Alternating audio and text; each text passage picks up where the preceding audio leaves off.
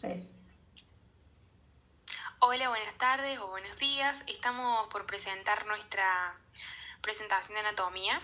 Vamos a hablar de la membrana plasmática y el tejido óseo. Muchas gracias por su atención. A continuación continuamos con la presentación. Bueno, vamos a hablar de qué es la membrana plasmática y cómo está compuesta. Además de eso, también podemos decir que la membrana celular puede llamarse también membrana plasmática o membrana citoplasmática o plasmálica. ¿Qué es la membrana? Es una capa o bicapa lipídica de fosfolípidos y otras sustancias que delimita toda la célula. Esta misma divide, del medio extracelular, del intracelular, que es el citoplasma. ¿De qué están compuestas? Están hechas de glicerofosfolípidos, que son moléculas compuestas por el glicerol, que en este caso es el eje central de la membrana, también por un grupo fosfato y dos cadenas lipídicas, como por ejemplo los ácidos grasos. Además de esto, un dato importante que tiene un grosor de 7.4 nanómetros cúbicos. También no es visible a un microscopio óptico, pero sí a un electrónico. Y por último, se sitúa bajo una capa exterior que en este caso, si existiera, se denomina pared celular.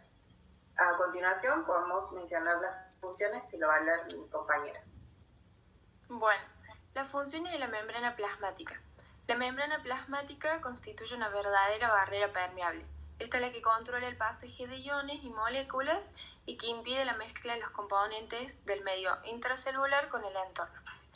Ahí vemos que provee el ambiente adecuado a numerosas enzimas, que son las que están insertas en ella. Posee receptores que se unen específicamente a hormonas, factores de crecimiento, neurotransmisores, también como otros mensajeros químicos. De esta forma se activa como un sistema de señales donde parte de esos componentes que se encuentran en la membrana desencadenan actividades que provocan una respuesta determinada. Después, participa activamente en procesos de incorporación o secreción de macromoléculas y partículas. Cuando hablamos de incorporación se refiere a incorporación en la célula y de secreción al exterior. Esto también lo podemos llamar como endocitosis y exocitosis. Su superficie externa posee constituyentes. Estos constituyentes son como señales de reconocimiento y es indispensable para la adhesión a otras células o estructuras.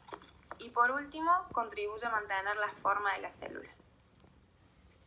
Siguiente. Ahora tenemos lo que es la fluidez de la membrana. Las membranas son estructuras fluidas. Esto quiere decir que los lípidos y la mayoría de las proteínas pueden rotar y desplazarse fácilmente de un lado al otro. Este fluido permite que se produzcan interacciones dentro de la membrana y hace posible el movimiento de componentes que son los responsables de diferentes procesos celulares, como los que vemos ahí, de crecimiento, división y secreción y uniones intercelulares. Siguiente diapositiva. Después tenemos lo que es la permeabilidad de la membrana.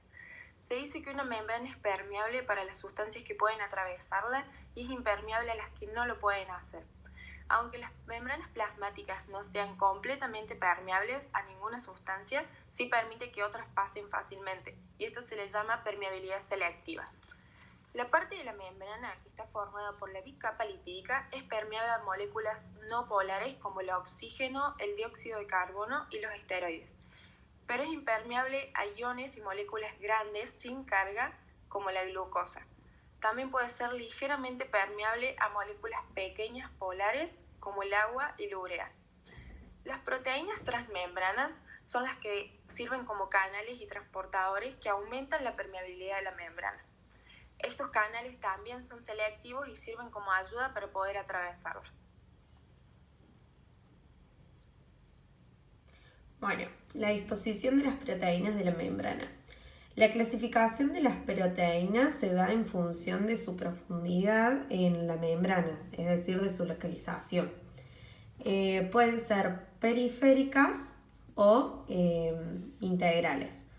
Las proteínas integrales, pásame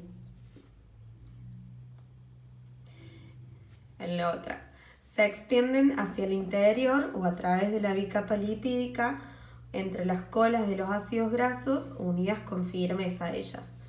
La mayor parte de las proteínas integrales corresponde a proteínas de transmembrana, es decir, que atraviesan por completo la bicapa lipídica, sobresaliendo tanto en el citosol como en el líquido extracelular.